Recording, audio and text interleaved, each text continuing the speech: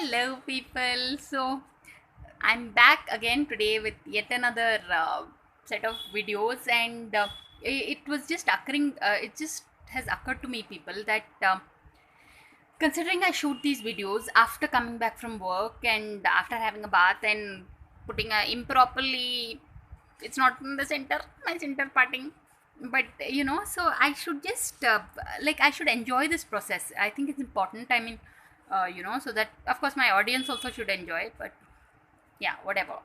So uh, that's what I have, this whole bunch of 10 books in front of me right now, which I plan to review.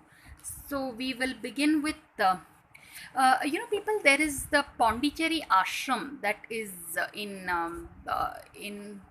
like the Auroville ashram, really. So there you would find books by the mother and Sri Aurobindo, which every person who is interested in evolving spiritually should read.